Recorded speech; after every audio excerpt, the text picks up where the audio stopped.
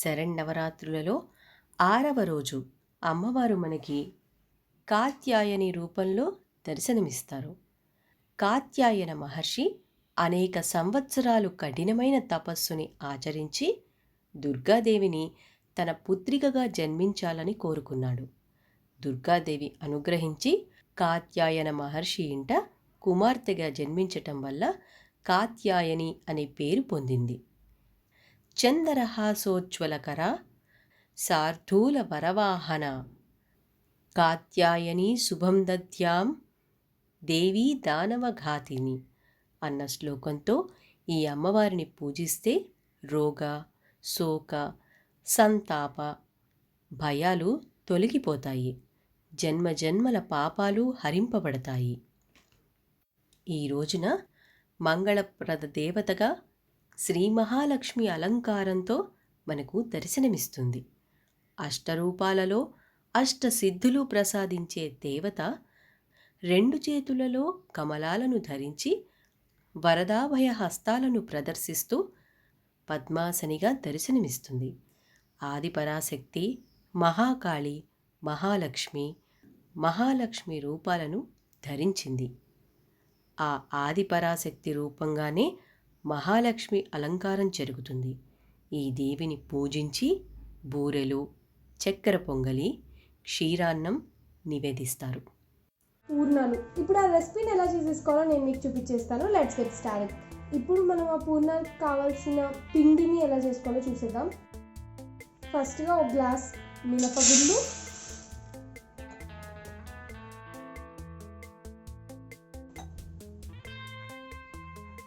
2 గ్లాసుల బియ్యం, కొన్ని నీళ్లు వేసుకొని దీన్ని ఓవర్ నైట్ నానబెట్టుకోవాలి. మీకు ఒకవేళ ఓవర్ నైట్ కుదరకపోతే ఒక 6 hours నానబెట్టుకుంటే సరిపోతుంది. వీటిని ఒకసారి బాగా కడిగేసుకొని అప్పుడు నానబెట్టేసుకోవాలి. సో ఇప్పుడు నేను దీన్ని ఒక 2 times బాగా కడిగేసుకొని దీంట్లో వాటర్ పోసేసి ఓవర్ నైట్ నానబెట్టేసుకోవడానికి నేను రెడీ చేసేసుకున్నాను. నేను దీన్ని ఓవర్ నైట్ నానబెడుతున్నాను. మీకు కనుక టైం కొంచెం తక్కువగా ఉంది అనుకుంటే కంపల్సరీగా 6 hours నానబెట్టుకోవాలి. దానిపైన ఎంత నానబెట్టుకున్నా పర్లేదు, 12 hours దాకా. కానీ కంపల్సరీ 6 hours అయితే మినిమం నానబెట్టాలి. సో ఇప్పుడు నేను దీన్ని నానబెట్టేసుకుంటున్నాను. ఇప్పుడు మనం ఈ పూర్ణం బూరెలకి కావాల్సిన పూర్ణాన్ని ఎలా రెడీ చేసుకోవాలో చూసేద్దాం. ఫస్ట్ నేను ఇక్కడ ఒక గిన్నె పెట్టుకుంటున్నాను. ఇప్పుడు ఫస్ట్ స్టవ్ ఆన్ చేసేసుకుంటున్నాను. ఒక గిన్నె పెట్టేసుకున్నాను. Hello friends, welcome to my channel. ఈరోజు మనం ఒక ఫేమస్ డిష్కి పూర్ణం ఎలా చేసుకోవాలో చూసేద్దాం. పప్పు సుక్కీలు, పూర్ణాలు, పూర్ణం బూరెలు, బొబ్బట్లు, అలా చాలా వాటికి కామన్గా చేసేది పూర్ణం. అది ఇప్పుడు ఎలా చేసేసుకోవాలో మనం చూసేద్దాం. So let's get started. ముందుగా నేను స్టవ్ ఆన్ చేసేసుకొని ఒక గిన్నె పెట్టుకున్నాను. ఇప్పుడు నేను ఆల్రెడీ 1/2 kg శనగపప్పుని నేను ఒక 2 hours దాకా పెట్టుకున్నాను. వాటిని నేను మొత్తం నీళ్లు లేకుండా వేసేసుకుంటున్నాను.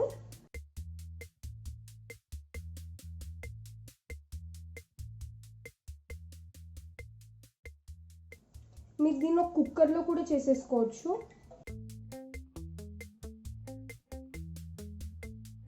సో ఇప్పుడు నేను ఫస్ట్ ఒక కుక్కర్ గిన్నె తీసేసుకుంటున్నాను. దాంట్లో నేను 1/2 kg శనగపప్పుని 2 hours దాకా నానబెట్టుకున్నాను. ఉడికించుకుంటున్నాను ఇప్పుడు దీన్ని. ఇప్పుడు నేను నార్మల్గా గ్లాసెస్ ప్రకారం అయితే 2 glasses శనగపప్పు తీసుకున్నాను. మీరు గ్లాసే కాదు ఏదన్నా మెజరింగ్ యూజ్ చేసుకోవచ్చు. ఇప్పుడు నేను శనగపప్పు ఎంత తీసుకున్నానో అంతే క్వాంటిటీ వాటర్ కూడా తీసుకుంటున్నాను. వాటర్ కూడా 2 glasses తీసుకుంటున్నాను.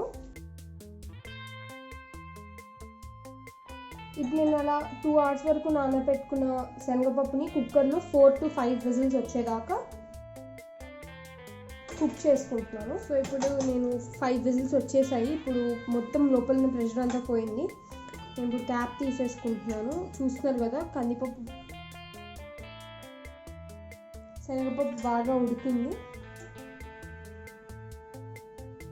చూస్తారు కదా, మెత్తగా ఉడికింది. ఇప్పుడు దీన్ని నేను ఒక స్మాషర్తో దీన్ని మొత్తం స్మాష్ చేసుకుంటున్నాను.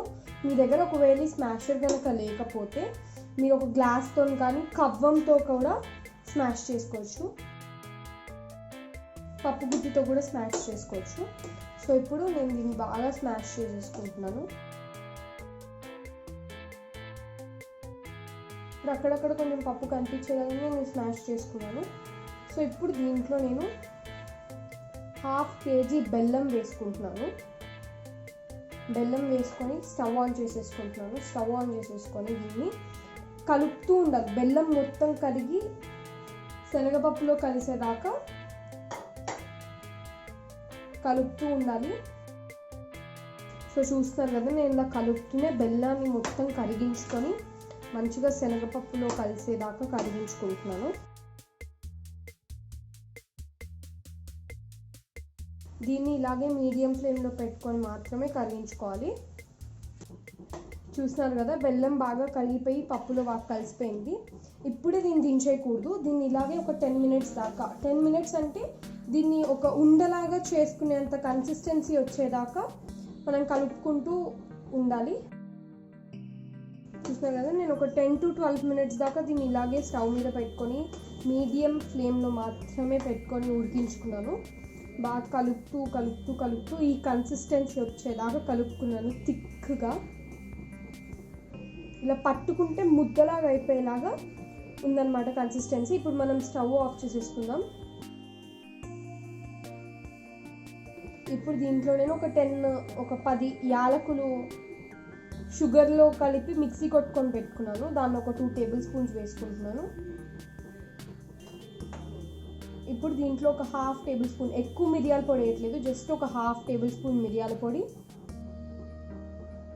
అలాగే కొద్దిగా నెయ్యి, ఒక 1 tablespoon నెయ్యి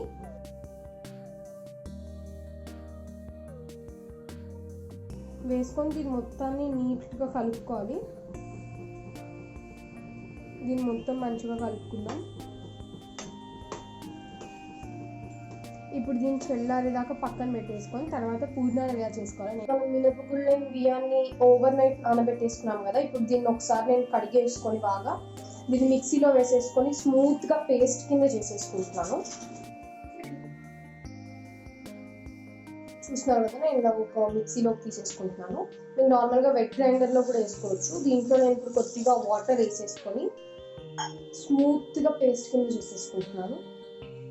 చూస్తున్నారు కదా, మన బ్యాటర్ ఎంత సాఫ్ట్గా ఉందో. ఇలా బ్యాటర్ చేసుకోవాలన్నమాట. ఇప్పుడు మనం ఇందాక ఆల్రెడీ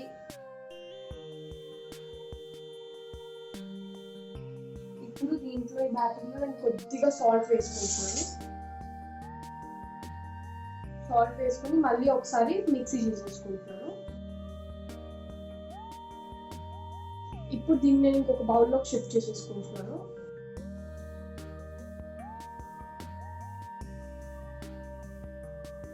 మళ్ళీ స్మూత్ కన్సిస్టెన్సీ వచ్చింది కదా పిండికి.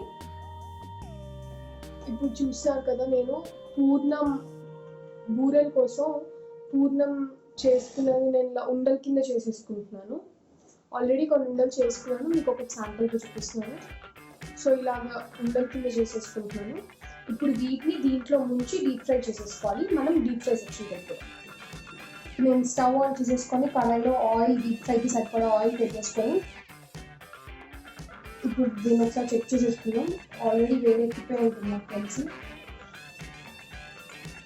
అవును, వేడెక్కిపోయింది. ఇప్పుడు మనం ఇందాక పూర్ణం బూరెలు ఉన్నాయి కదా, ఆ పూర్ణాన్ని మనం ఇందాక చేసి పెట్టిన పిండిలో ఇలా డిప్ చేసి మొత్తం కవర్ చేసేసి దాన్ని డీప్ ఫ్రై చేసేసుకోవాలి.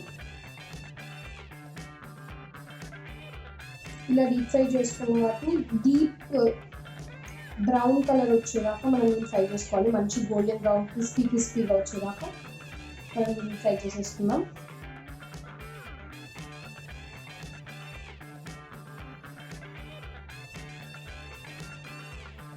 ఇలా మొత్తం కవర్ చేసేసుకొని 2 fingers పక్కన పెట్టుకొని వేసుకోవాలి. 2 fingers మధ్యలో పెట్టుకొని వేసుకోవాలి.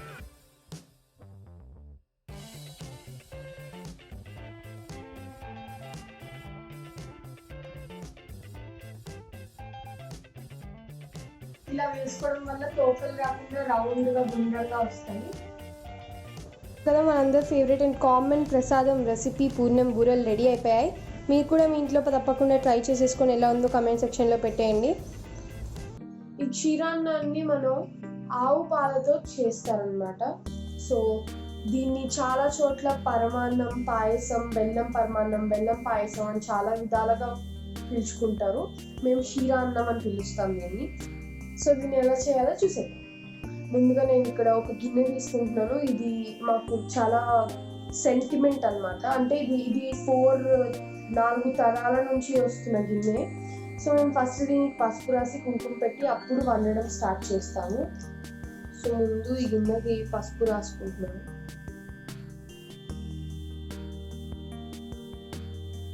ఇప్పుడు నేను దీనికి బాగా పసుపు పెట్టేస్తున్నాను. కుంకుమ బొట్లు పెట్టుకుంటున్నాను అనమాట. ఇలా పెట్టుకున్న గిన్నెని మేము మళ్ళీ వాడతాము ఈ పాయసం చేయడానికి.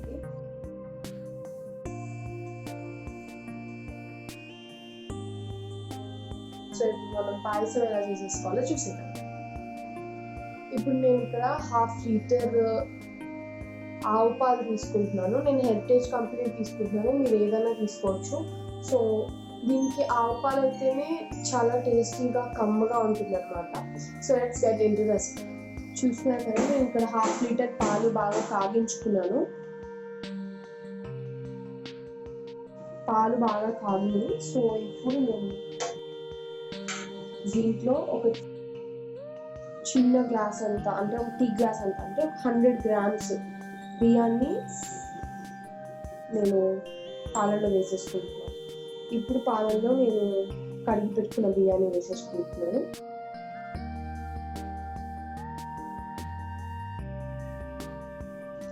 ఇప్పుడు దీంట్లో రైస్ బాగా ఉడికి మెత్తపడేంత ఉడికి వరకు ఆగాలి. ఇప్పుడు ఈ పాలల్లో రైస్ మొత్తం బాగా ఉడికే వరకు ఆగాలి. మధ్య మధ్యలో కలుపుతూ ఉడికించుకోండి. సో ఇప్పుడు అన్నం బాగా ఉడికింది. ఇప్పుడు దీంట్లో నేను గ్లాస్ బియ్యం తీసుకున్నాను కాబట్టి ఒక చిన్న గ్లాస్ బెల్లం కూడా వేసేసుకుంటున్నాను. ఇలా మెత్తగా క్రీమీగా అలాగే సాఫ్ట్గా ఉడకాలన్నమాట అన్నం. ఇప్పుడు దీంట్లో నేను 1 గ్లాస్ బెల్లం వేసేసుకుంటున్నాను. ఇప్పుడు దీంట్లో మనం బెల్లం వేసుకోవాలి, కానీ స్టవ్ ఆన్ ఉన్నప్పుడు వేసుకుంటే పాలు విరిగిపోతాయి. పాలు విరగకుండా ఉండాలి అంటే ఫస్ట్ స్టవ్ ఆఫ్ చేసేసుకొని బెల్లం వేసుకోవాలి. సో ఇప్పుడు నేను స్టవ్ ఆఫ్ చేసుకొని బెల్లం వేసేసుకొని బెల్లాన్ని బాగా కరిగించుకుంటున్నాను. అన్నం కూడా వేడిగా ఉంది కాబట్టి బెల్లం కరగడానికి ఎక్కువ టైం పట్టదు, పాలు అన్నం మొత్తం వేడిగా ఉంది కాబట్టి.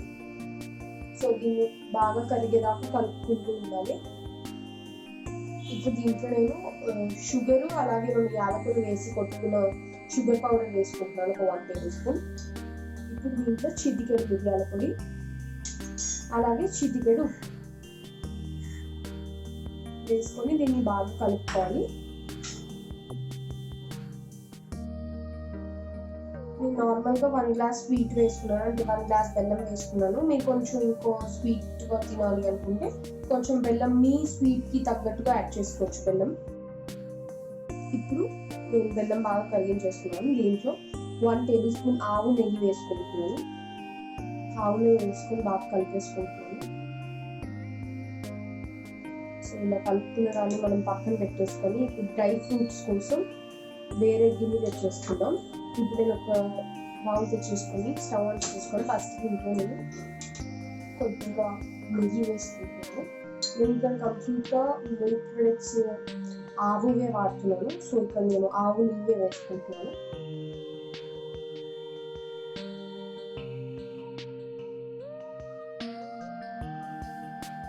సో ఈ నెయ్యి కలిగాక దీంట్లో నేను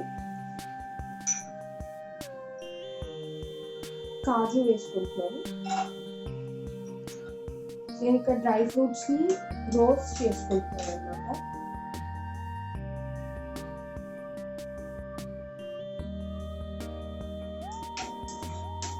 ఇప్పుడు కాజు కొద్దిగా వేగాక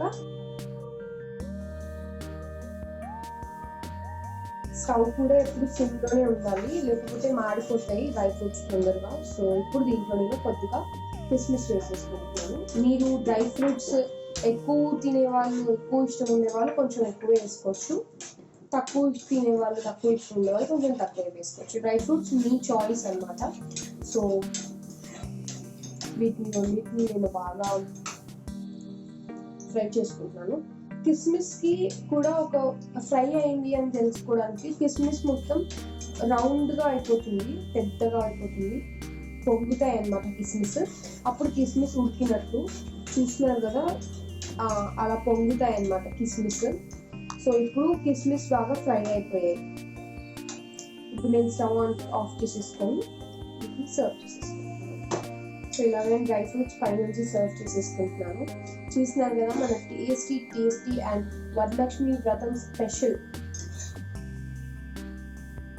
క్షీరాన్నం రెడీ అయిపోయింది. దీని కంప్లీట్ ప్రాసెస్ ఏంటో మీకు చూపించేశాను. నేను చెప్పినట్టుగానే మీరు అన్ని ఫస్ట్ నుంచి లాస్ట్ వరకు ఫాలో అయితే మీకు పర్ఫెక్ట్ అండ్ టేస్టీ క్షీరాన్నం రెడీ అయిపోతుంది. శర్కర పొంగలి.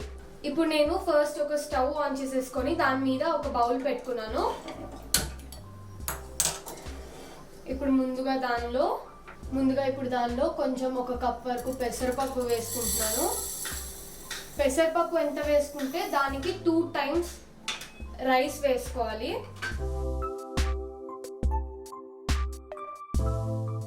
ఇప్పుడు నేను ఈ పెసరపప్పుని లైట్గా డ్రై రోస్ట్ చేసుకుంటున్నాను.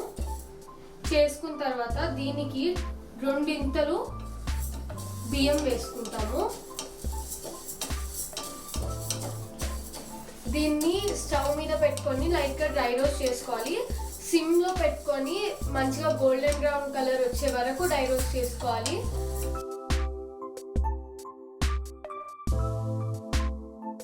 ఇంకా మంచి వంటల కోసం మన ఛానల్ని పక్కాగా సబ్స్క్రైబ్ చేసుకోండి. ఇంకా సబ్స్క్రైబ్ చేసుకోకపోతే సబ్స్క్రైబ్ చేసుకొని పక్కనే ఉన్న బెల్ ఐకాన్ని నొక్కండి. ఆ ఐకాన్ నొక్కడం వల్ల మేము ఎప్పుడు చేసిన వంటలు అప్లోడ్ చేయగానే మీకు ఇలా నోటిఫికేషన్ వచ్చేస్తుంది. పక్కాగా ఈ రెసిపీని నచ్చితే లైక్ చేయండి, తిని ఎలా ఉందో చెప్పడానికి కామెంట్ చేయండి. అలాగే మీకు ఇంకేమైనా రెసిపీస్ కావాలి అంటే దాన్ని కామెంట్ సెక్షన్లో రాయండి. ఇంకొద్దిసేపు రోస్ట్ చేసుకుంటే ఇది లైట్గా గోల్డ్ కలర్లోకి ఇంకొచ్చేస్తుంది. ఈ పెసరపప్పుని పచ్చివాసన పోయేదాకా మంచి అరోమా అండ్ స్మెల్ వచ్చే వరకు వేపుకోవాలి. చూడండి, లైట్గా గోల్డెన్ బ్రౌన్కి మెల్లమెల్లగా టర్న్ అవుతుంది పెసరపప్పు.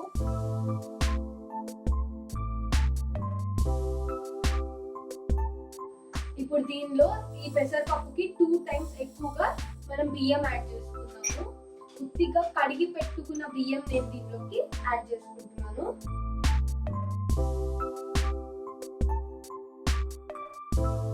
ఇప్పుడు దీనిలో నేను పెసరపప్పుకి 2 ఇంతలు ఎక్కువగా బియ్యం వేసుకుంటున్నాను. నేను వేసుకొని దీన్ని కూడా కొంచెం లైట్గా రోస్ట్ చేసుకుంటాను. ఇలా రోస్ట్ చేసుకున్న తర్వాత స్టవ్ ఆఫ్ చేయండి. ఇప్పుడు దీని మిక్స్చర్ని కొన్ని వాటర్ పోసుకొని కడుక్కుంటాం.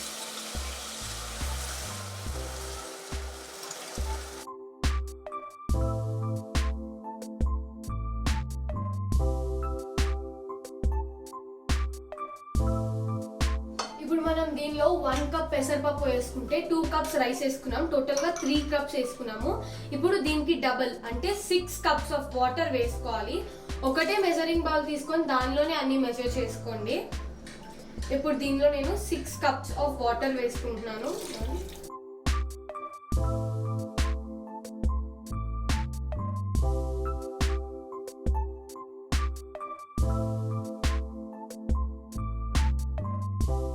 దీనిలో నేను ఇప్పుడు 6 cups వాటర్ వేసేసుకున్నాను. ఇప్పుడు స్టవ్ ఆన్ చేసుకుందాము.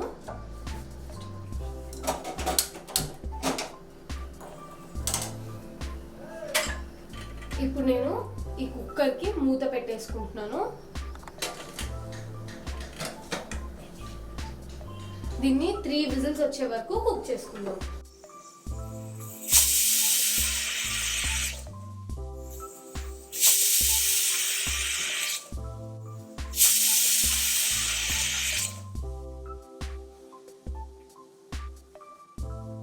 ఇప్పుడు దీనికి 3 విజిల్స్ వచ్చాయి కదా, స్టవ్ ఆఫ్ చేసి దీన్ని కొంచెం చల్లారండి. ఇప్పుడు ఇది కూల్ డౌన్ అయిపోయింది. మనం దీన్ని మూత తీసేస్తాం.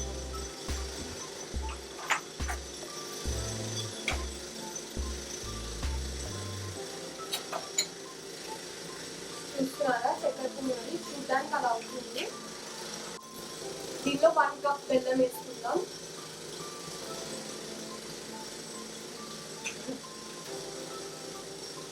అలాగే 1 కప్ షుగర్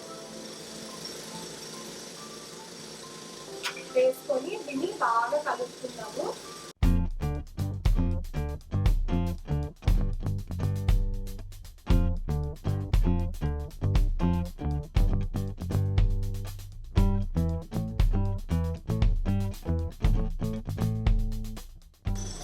ఇప్పుడు దీనిలో 1/2 కప్ పాలు పోద్దాం.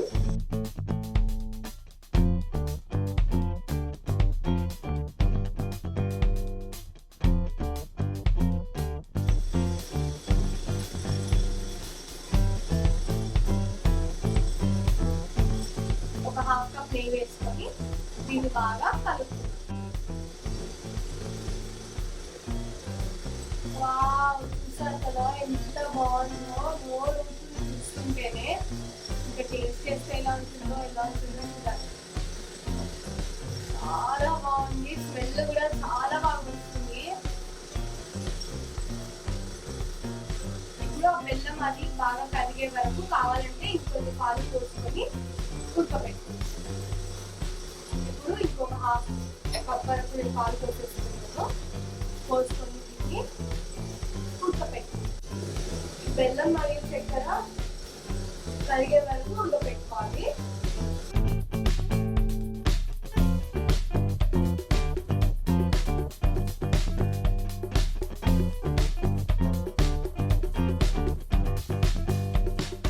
ఇలాంటి రెసిపీస్ కోసం, ఇంకొన్ని రెసిపీస్ కోసం మా ఛానల్ ని సబ్స్క్రైబ్ చేసుకోండి.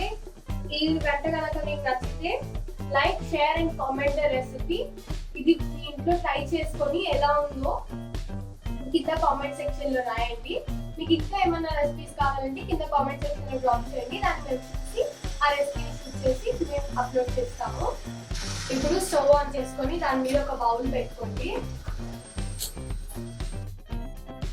ఆ బౌల్లో కొంచెం 2 టేబుల్ స్పూన్స్ నెయ్యి వేసుకోండి. ఇప్పుడు ఆ నెయ్యిలో మీకు కావాలంటే ఎక్కువగా కూడా యాడ్ చేసుకోవచ్చు. నేను నార్మల్గా ఓన్లీ కిస్మిస్ ఇంకా కాజు యాడ్ చేసుకుంటున్నాను. మీకు కావాలంటే కొన్ని పిస్తాషియోస్ కూడా యాడ్ చేసుకోవచ్చు. స్టవ్ కొంచెం హైలో పెడుతున్నాను, హైకి మీడియంకి మధ్యలో. ఫస్ట్ నేను దీనిలో క్యాష్యూ నట్స్ యాడ్ చేసుకున్నాను.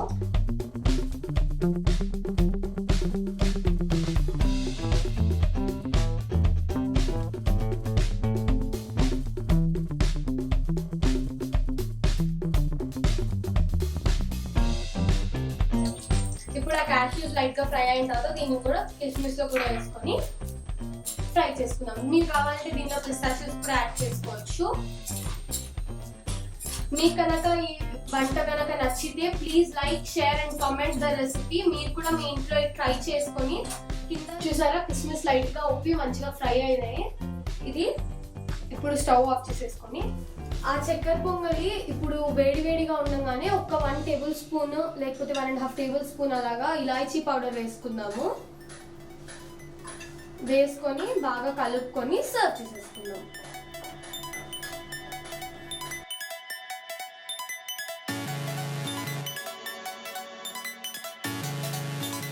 ఇప్పుడు దీన్ని ఫస్ట్ ఆ చక్కెర పొంగల్ని ఒక బౌల్లోకి తీసేసుకుందాము. ఆ బౌల్లోకి సర్వ్ చేసుకుందాము.